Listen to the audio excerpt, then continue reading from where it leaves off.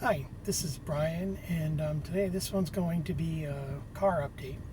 I just recently had my BMW into the shop for some service. It was nothing major, but I really wanted to get it looked over very thoroughly, and it needed an oil change, so that was a good opportunity to take it in. I took it to a different place than I've gone before, and I was very happy with them. They did a good job and gave me a good report on the car. There were a few things that I wanted them to look at, minor things, but things that needed to be checked. One is my famous three lights on the BMW. The anti-lock, the DSC, and the ABS lights are on, and they only come on once the car heats up. And when I took it, this is, I guess, been a year that this comes on and off. And when I took it about a year ago to another garage and had them take a look at it to see what was causing that, they told me that it was the steering angle sensor in the steering wheel, and then the speed sensors on the front tires. Each tire has a little sensor behind the wheel that measures the speed, and it all feeds into the ABS system. And if it detects a problem, then the lights come on. So that's what they told me. It was the steering angle sensor and those speed sensors. And it would have been like $1,200 to get all of that fixed up. And so I couldn't spend $1,200 right then. But I was able to get the steering angle sensor or the speed sensors for the tires. It's just a little piece of small plastic thing, and I got one for each side, and I replaced the two front ones. And I thought, well, maybe that'll fix it. That might work, but it didn't. It came back on, and with this the high temperatures that we've been having lately, that light comes on very quickly now. And so I wanted to get somebody else's opinion on it. And I had kind of been thinking that it was the ABS module itself. I know when they get older, the heat from the engine over time loosens those connections inside, and that could cause this. So it didn't seem to be the steering angle sensor, and I do have a little code reader, and I read it. I plugged it in, and the only thing it said was the speed sensor on the front left tire was not getting a signal. So this new garage checked it, and they said the speed sensors are fine, and the steering angle sensor in the steering wheel is okay, which would have been terrible because that involves taking the whole steering wheel apart, and it's a huge amount of work that I cannot do and would not feel comfortable doing. So that's not even the issue, and I'm glad I never paid that other garage to do it. But the ABS module is something that I can do.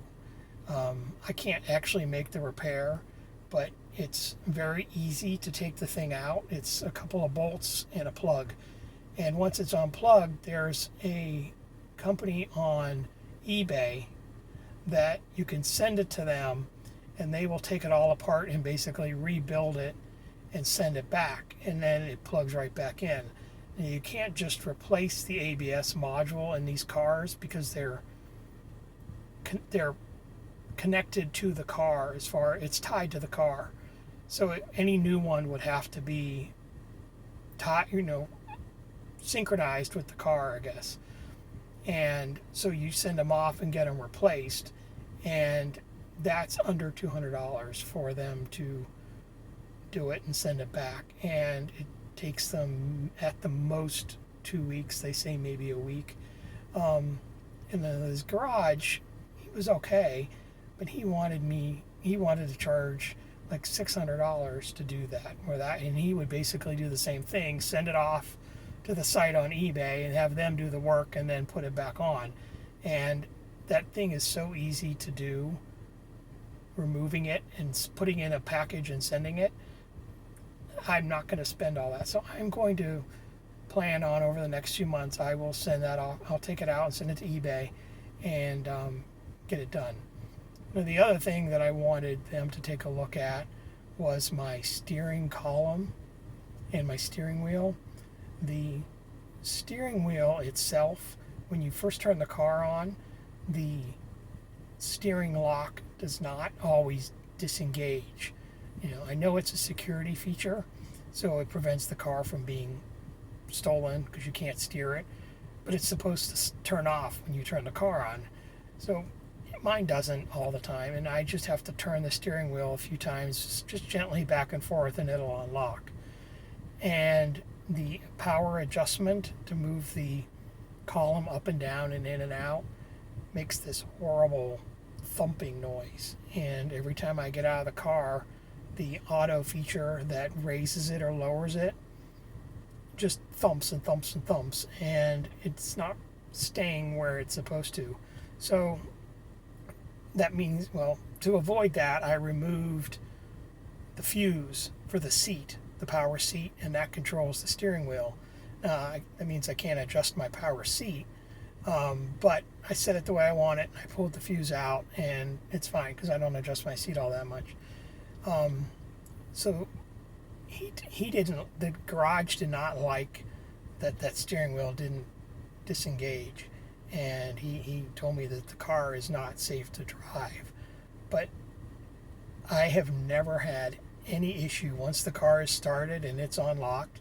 I have never had anything weird or anything with that steering wheel. So I could see his concern, but I think it's just a security thing and it's not a major issue. But the only way to fix all that in the motor is to replace the entire steering column. So he told me go find one on eBay, make sure it has the key, and he'll all the parts, and he will replace it. So I wouldn't have normally wanted to do all that, but that will resolve two issues. So I think, and it would be safer and more reliable. So I think that would be worth it. And that was really it. They looked under the suspension, was good. He said it's a little worn, but not bad. And I do have a very small transmission fluid leak and a very small power steering fluid leak. And he told me that the transmission leak, once I get this transmission serviced, that'll resolve that and it'll be fine.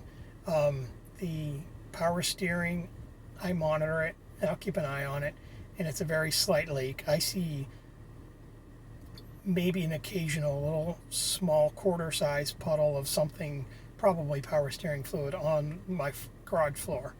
So I'm not overly worried about that right now. And he said overall, for a 20-year-old car, this car is in very good shape. So he currently has 172,220 something, I can't read the last number, miles on it. And feels great. It handles great.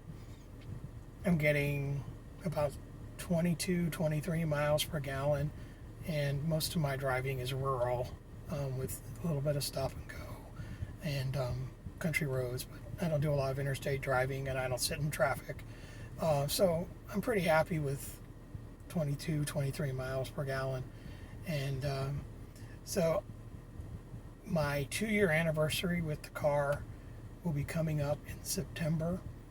So I'm going to do a full longer video and just kind of go over the whole car and just kind of really introduce it to anybody who might ever be interested.